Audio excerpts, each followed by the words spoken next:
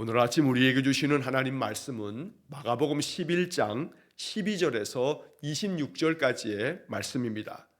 마가복음 11장 12절부터 26절까지의 말씀을 봉독하겠습니다. 이튿날 그들이 베다니에서 나왔을 때에 예수께서 시장하신지라 멀리서 잎사귀 있는 한 무화과 나무를 보시고 혹 그 나무에 무엇이 있을까 하여 가셨더니 가서 보신즉 잎사귀 외에 아무것도 없더라. 이는 무화과의 때가 아님이라.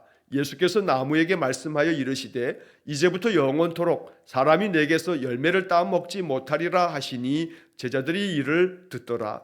그들이 예루살렘에 들어가니라. 예수께서 성전에 들어가사 성전 안에서 매매하는 자들을 내쫓으시며 돈 바꾸는 자들의 상과 비둘기 파는 자들의 의자를 둘러 엎으시며 아무나 물건을 가지고 성전 안으로 지나다님을 허락하지 아니하시고 이에 가르쳐 이르시되 기록된 바 내 집은 만민이 기도하는 집이라 칭함을 받으리라고 하지 아니하였느냐.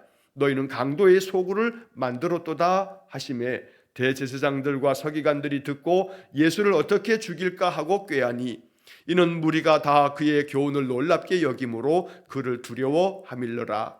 그리고 날이 저물매 그들이 성 밖으로 나가더라. 그들이 아침에 지나갈 때 무화과 나무가 뿌리째 마른 것을 보고 베드로가 생각이 나서 여짜오되 라비오 보소서 저주하신 무화과 나무가 말랐나이다. 예수께서 그들에게 대답하여 이르시되 하나님을 믿어라. 내가 진실로 너희에게 이르노니 아무든지 이 산더러 들리어 바다에 던져지라 하며 그 말하는 것이 이루어질 줄 믿고 마음에 의심하지 아니하면 그대로 되리라. 그러므로 내가 너희에게 말하노니 무엇이든지 기도하고 구하는 것은 받은 줄로 믿으라. 그리하면 너희에게 그대로 되리라. 서서 기도할 때에 아무에게나 혐의가 있거든 용서하라. 그리하여야 하늘에 계신 너희 아버지께서도 너희 허물을 사하여 주시리라 하시니라. 아멘. 자, 어제 말씀에 이어서 오늘 마가복음 11장 12절로 26절까지의 말씀을 봅니다. 자, 이 말씀에서는 우리는 예수님께서 성전에서 행하셨던 일들을 보게 되는데 또 그 예수님께서 성전을 정화시킨다, 성전을 깨끗게 하시는 그런 일을 하시는 그 앞에와 뒤에는 무화과 나무에 관한 이야기가 기록이 되어져 있습니다. 일반적으로 이런 것들을 어떠한 이야기가 있는데 그 이야기 사이에 또 다른 이야기를 삽입시켜 놓는 것, 사실 그것은 편집하는 이 마가가 이 예수님의 이야기를 쭉 기록하는 과정에서 그렇게 의도적으로 이 이야기의 문맥의 구조를 그렇게 만들어 놓는 그런 의미가 있습니다. 이런 것들을 통해서 마가가 강조하려고 하는 것, 이것을 우리가 마가의 신학이다 이렇게 말을 합니다.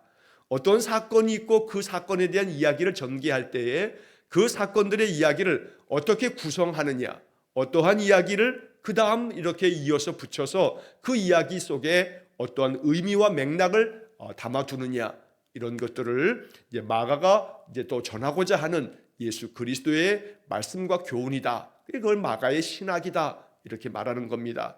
자, 오늘 본문의 이야기를 이제 보게 되면 12절부터 14절까지 무화과 나무에 대한 그런 이야기가 나오고, 그리고 20절부터 그 다음 이어지는 26절까지의 또 이 무화과 나무에 대해서 묻자 그거에 대한 예수님의 대답의 이야기가 나오게 됩니다. 그 중간 사이에 15절부터 19절까지의 말씀 속에 성전을 깨끗게 하시는 그러한 사건이 기록되어져 있습니다.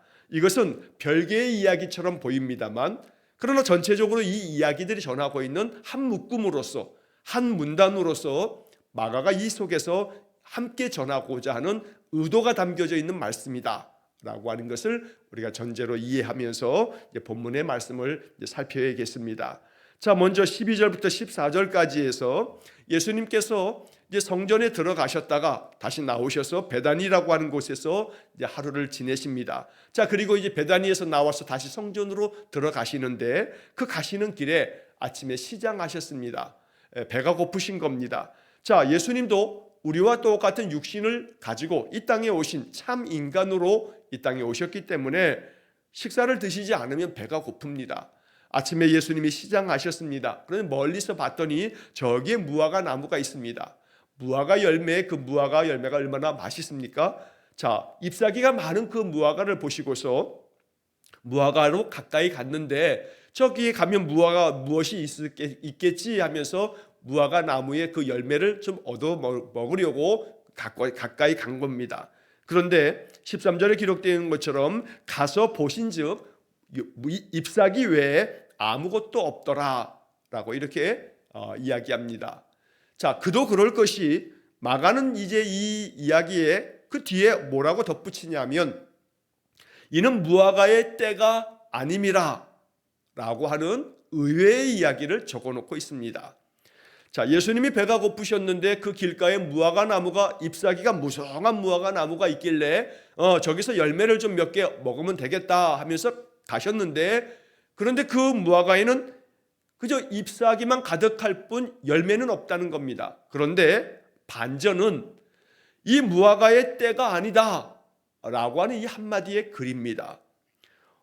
사과나 배나 감이나 가을에 열매를 맺습니다. 그런데 때 아닌 봄에 사과나무 옆에 가가지고 사과 열매를 먹어야겠다, 배를 하나 좀 따먹어야겠다, 감을 하나 먹으면 좀 되겠지 하고 갔는데 열매가 없다고 한들 이게 사실은 어찌 보면 조금 좀 못된 말로 하면 왜 예수님 이상하시다 라는 그런 마음이 들지도 모릅니다.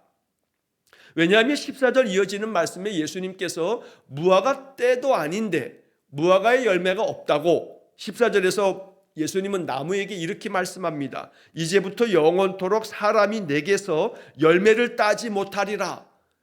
그러니까 사람들이 영원토록 너에게서 열매를 따지 못한다라고 하는 것은 이제는 너가 생명을 잃고 죽을 거야. 이 나무에게 저주를 하신 것입니다. 너가 앞으로 열매를 계속 따지 못한다는 것은 네가 이제 죽게 될 거야 라고 하는 나무의 사망 선고를 주님께서 이렇게 말씀하신 거나 다름없습니다. 그러면 나무의 입장에서 생각해 본다면 자기가 뭔 죄냐 이 말입니다. 나무는 당연히 지금은 무화과 열매가 맺혀질 때가 아닌데 때도 아닌 때 와가지고 열매가 없다고 나를 저주해서 이 나무의 생명을 죽이신다고? 말도 안 된다 라고 하는 그런 생각을 하지 않겠습니까? 아마 주변의 제자들이 의아한 모습으로 그렇게 예수님의 이러한 행동을 바라보았을 것입니다. 무화과 때가 아니면 당연히 열매가 없는 건데 열매 없다 해서 이 나무를 저주하는 것은 온당해 보이지 않습니다.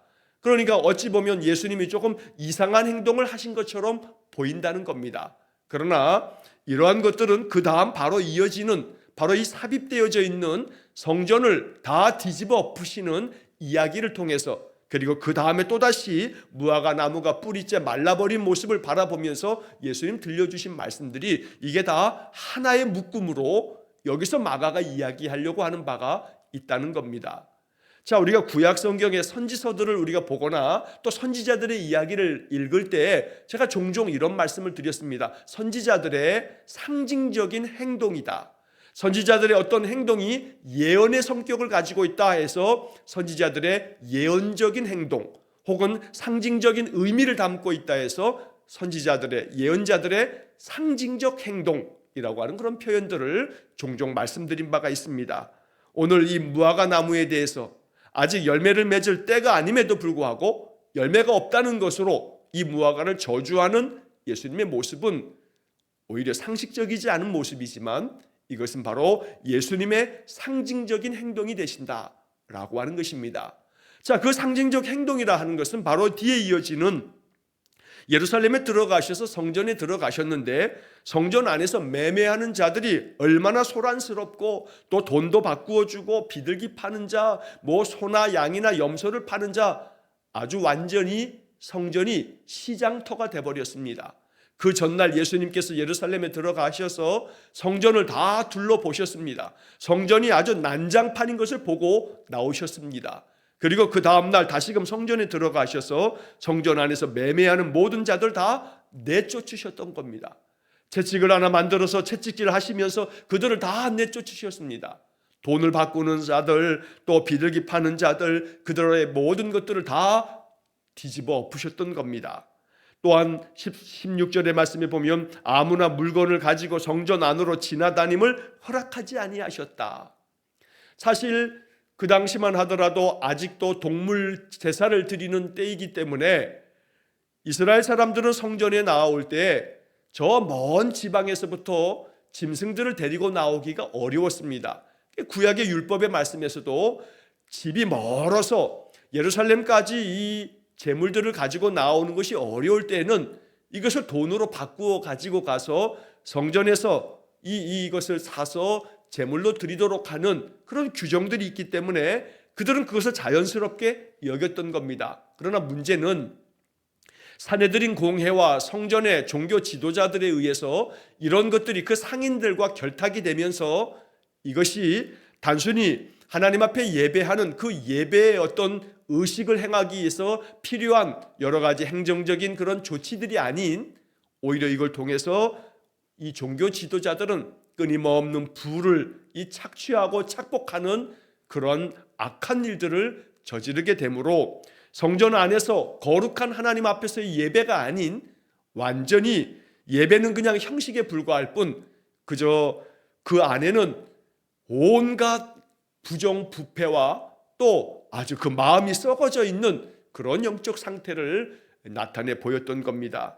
자, 그래서 돈 바꾸는 자들 또 비둘기 파는 자들 온갖 재물들을 팔아가는 자들은 그들의 그 악행을 성전에서 아무것도 아닌 것처럼 행할 때 바로 믿음 안에서 하나님 거룩한 백성으로서 그들의 삶의 열매가 없는 그들은 바로 그 앞에서 열매 없는 무화과 나무와 같은 그런 영적 상태를 보여주고 있는 것이 예루살렘의 종교 지도자들이고 또 그들과 한 패거리가 되어 있는 많은 상인들이고 또 이러한 것들을 아무렇지도 않은 양 그저 의식적인 그런 겉모양만 가득한 그런 형식적인 예배의 모습을 갖고 있는 유대인들의 모습을 보면서 그러한 자들이 모두가 다 열매 없는 무화과 나무와 같다라고 하는 것을 마가가 지금 의도적으로 전하고 있다는 것입니다.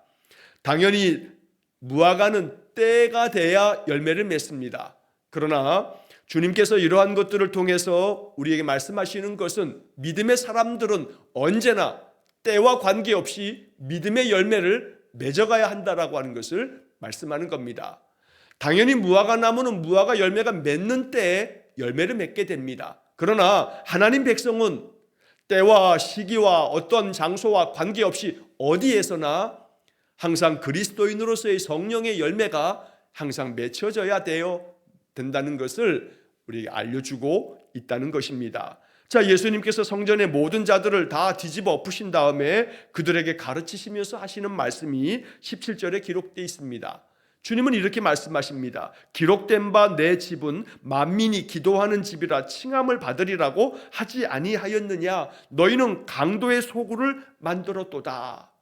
자, 이 말씀은 예수님께서 이사야 선지자가 전하여 준 말씀을 인용해서 말씀한 것입니다. 이사야 56장 7절 말씀에 내 집은 만민이 기도하는 집이라 일컬음을 받게 될 것이라고 선지자는 말씀하였던 바 있습니다. 예수님은 그 말씀을 이렇게 인용하면서 바로 하나님의 집, 거룩한 이 성전은 온 세상 만민이 기도하는 집이 되어야 하는데 너희들은 기도하는 집에서 그저 온갖 자기들의 이익만을 추구하기 위한 장사꾼들만 드글드글하고 그들과 결탁해서 온갖 착취를 일삼고 있으니 너희들은 마치 강도와 같아서 이 성전이 강도의 소굴이 되어버렸다라고 책망하면서 그 옛날 선지자들이 이스라엘 백성들의 그 악행에 대해서 그들의 죄악됨에 대해서 고발하면서 그들에게 강력한 심판을 그렇게 선포했던 것처럼 예수님께서 지금 유대의 종교 지도자들과 또 그 유대인들에게 책망의 말씀으로 그들의 그 신앙의 악한 행태를 바로잡기 위한 말씀을 선포하고 계시는 겁니다. 당연히 그러자 대제사장들과 서기관들의 마음속에 반발이 생깁니다. 그들이 그동안에 누렸던 기득권들을 예수님께서 둘러 엎으셨기 때문에 예수를 어떻게 죽일까? 서로 의논하는 그러한 단계에 이르게 되면서 이제 그 주간에 예수님은 결국 십자가에 못 박혀 죽임 당하는 그러한 마지막 주님의 최후의 이제 길이 남아 있는 겁니다. 자, 이렇게 예수님께서 온갖 잘못되어져 있는 그들의 신앙 행태와 그들의 하나님 앞에서의 악한 것들을 뒤집어 엎어 정화시키는 이런 모든 과정은 주님께서 이 땅에서 이제 마지막 행하시는 온 이스라엘 백성들에게 그들의 그 신앙과 영적 상태를 다시금 돌아보고 새롭게 할 것에 대한 예수님의 마지막 메시지며 마지막 촉구였던 겁니다. 그러나 그들은 듣지 않습니다. 들을 귀가 없기에 듣지 못하며 예수님 아무리 이렇게 상징적인 행동으로 이런 모든 것들을 보여주어도 그저 마음의 반감만 살 뿐, 그래서 예수를 어떻게 죽일까 의논할 뿐 예수님께로부터 하나님의 말씀을 듣지 못하고 있는 겁니다. 그와 반해서 무리가 다 그의 교훈을 놀랍게 여김으로 그를 두려워함일러라 라고 하는 말씀이 덧붙여 있는데, 많은 백성들은 예수님이 행하시는 모습 속에서 그가 전하는 교훈을 마음으로 들었습니다. 또 그 말씀들은 매우 놀랍게 여겼습니다. 아, 그렇구나, 주님께서 이렇게 행동하시는 것이 그런 의미가 있구나 라고 하는 것들을 마음속에 생각을 합니다. 그래서 그 마음 가운데 두려움을 갖기도 합니다. 이 두려움이라고 하는 것은 공포가 아니라 하나님께서 전하시는 말씀이 그렇구나 라고 하는 것에 대한, 말씀에 대한 경외하는 마음이 생기기도 했다는 겁니다. 그러나 그것은 마치 돌밭에 뿌려진 씨앗들과 같아서 뿌려져 가지고 그 씨가 뿌리를 내리는 듯 하지만 밑에 돌밭이 있거나 또 혹은 가시떨기에 떨어진 씨앗과 같아서 그저 그것이 자라다가 가시떨기에 그 길이 막히게 되면 다 아무 소용없이 그저 열매 없는 그러한 씨가 되어서 죽어지는 것처럼 이스라엘 백성들은 그러했던 겁니다. 예수님의 교훈을 놀랍게 여기기도 하고 경외하는 마음을 갖기도 합니다만 불과 며칠 지나지 않으면 예수를 십자가에 못 박으라고 소리치는 자들이 바로 여기 이 무리들이었던 겁니다. 우리는 언제나 좋은 땅, 좋은 씨가 내 심령에 뿌려지게 되면 좋은 땅이 되어서 30배, 60배, 100배의 결실을 맺는 믿음의 사람이 되어야 할 것입니다. 그러므로 오늘 이 이야기를 통해서 성전을 정화시키는 예수님의 이 모습은 바로 우리를 향한 예수님의 촉구의 말씀이다 라고 하는 것도 묵상해야겠습니다. 사도 바울이 고린도전서 3장 16절의 말씀에서 이렇게 전해준 바가 있습니다. 너희는 너희가 하나님의 성전인 것과 하나님의 성령이 너희 안에 계시는 것을 알지 못하느냐. 너희가 하나님의 성전이다, 하나님의 성령이 너희 안에 계신 것을 너희가 알지 못하느냐 라고 이렇게 바울은 촉구하였습니다. 우리가 하나님의 성전입니다. 그러나 성전은 만민이 기도하는 집이라고 예수님 이사야 선지자를 통해서 말씀한 것처럼 우리 안에 하나님의 성령이 거하시는 하나님의 성전이 바로 나 자신이라 여긴다면, 그럼 이것은 우리 안에서 늘 거룩한 성도로서 하나님과 깊은 영적 교통함이 있는 기도의 삶을 살아갈 뿐 아니라 하나님께서 참 아름답다, 좋다, 귀하다 칭찬하실 만한 믿음의 인생이 되어지는 것, 이게 바로 어느 때에든지 열매를 주님 앞에 내어드릴 수 있는 열매 맺는 신앙의 삶이 된다는 것입니다. 무화과의 때가 아니라 하여 그 무화과가 이렇게 저주를 받아 열매 없음으로 인하여 이 무화과는 죽고 말았습니다. 그러나 무화과는 그럴지언정 이제 하나님의 성전인 하나님의 성령이 거하여 계신 성도는 언제나 하나님 앞에서 아름다운 믿음의 열매를 맺어야 할 것을 주님께서 이러한 상징적인 행동을 통해서 우리에게 말씀하고 계신다는 겁니다. 자, 이어지는 20절의 이야기에서 이제 아침에 또 지나가실 때에 무화과 나무가 뿌리째 말라버린 것을 이제 제자들이 보게 됩니다. 그래서 베드로가 예수님께 여쭤봅니다.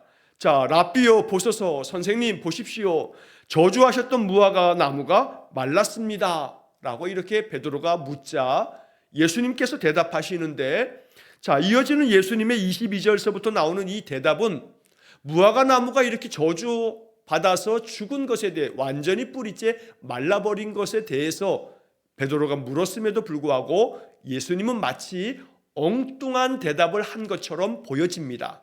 자, 왜냐하면 22절 말씀을 보시면 하나님을 믿으라. 내가 진실로 너희에게 이르노니 누구든지 이 산더러 들리어 바다에 던져지라 하며 그 말하는 것이 이루어질 줄 믿고 마음에 의심하지 아니하면 그대로 되리라. 어찌 보면 맥락상 예수님은 전혀 다른 얘기를 하는 것 같습니다. 마치 동문서답이라는 말처럼 예수님께서는 베드로가 지금 이야기하고 있는 것과는 전혀 동떨어진 대답을 하신 것처럼 보여집니다.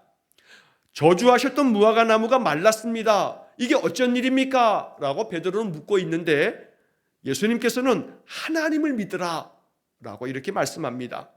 그러면서 이 산더러 들려서 바다에 던져지라 말하면 그러면 이루어질 줄로 믿고 마음에 의심하지 않으면 그대로 되리라. 어찌 보면 이 22절 23절의 이야기는 믿음에 대해서 말하는 것처럼 보입니다. 자, 그러면 22절 23절은 하나님을 믿어라, 또 모든 것들을 믿음 안에서 이렇게 의심하지 않는다면 그러면 그대로 될 거다. 믿음에 대한 이야기를 22절 23절을 말한다면 그 다음에 이야기에서 24절에 그러므로 내가 너희에게 말하노니 무엇이든지 기도하고 구하는 것을 받은 줄로 믿으라. 그리하면 너희에게 그대로 되리라. 그러면 여기 24절은 믿음에 대한 이야기를 그 바로 앞에 22절 23절에서 하고 그 믿음을 가지고 기도해라. 믿음을 가지고 기도하면 무엇이든지 기도하고 구하는 것은 받은 줄로 믿어라. 믿음으로 기도해라. 그러면 너희에게 그대로 되리라 라고 이렇게 말씀합니다. 자, 그래서 여기서 23절 맨 끝에 보면 그대로 되리라, 24절 맨 끝에 보면 그대로 되리라. 그러니까 예수님의 이 말씀에는 뭔가 의도가 있는 겁니다. 그대로 될 거다, 그대로 될 거다. 이 이야기는 무화과 나무에 대해서 예수님께서 이제부터 영원토록 사람이 내게서 열매를 따지 못하리라 주님 말씀하셨습니다. 어쩌면 이건 저주의 말씀과 같습니다. 자, 그런데 예수님은 베드로가 질문할 때 그대로 되리라, 그대로 되리라 이렇게 대답해 주신 겁니다. 내가 말한 대로 그대로 되리라. 그래서 저 무화과가 뿌리째 말라버린 거다. 예수님은 그렇게 지금 대답하고 있는 것입니다. 그대로 되리라. 자, 그러면 이 이야기들 속에서 예수님께서 말씀하시는 것은 내가 지금 성전에 들어가서 성전의 모든 것들을 둘러엎었는데 성전을 다 뒤집어 엎은 까닭이 뭐냐? 무화과 나무, 저 뿌리째 말라버린 무화과 나무가 곧 지금 예루살렘 성전이며 지금 저 유대 종교 지도자들이고 저 부패한 유다 백성들의 형식적이고 위선적인 그런 신앙이 그저 저 열매 없는 무화과 나무와 같은 거다. 그러니 무화과 나무는 내가 말한 그대로 되리라. 저렇게 뿌리째 말라버린 것처럼 유대가 그렇게 될 거다. 너희 유대 사람들 하나님께로부터 그 조상적부터 선택받은 자라고 스스로 이야기하는 너희들이 저 무화과 나무처럼 뿌리째 말라버리고 말 거다. 그대로 될 거다 라고 하는 말씀을 주님께서 가르쳐 주고 계시는 겁니다.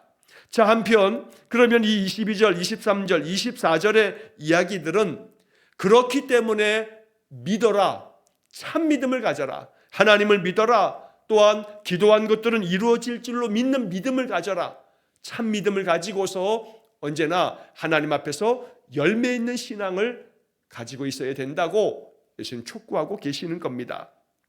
하나님을 믿으라는 말씀도 그러하고 이 산더러 들려 바다에 던져지라 하면 그렇게 될 거라고 하는 말씀도, 그리고 무엇이든지 기도하고 구하는 것은 받은 줄로 그렇게 믿는 그런 믿음의 사람들에게는 그러면 그들에게 그대로 되리라.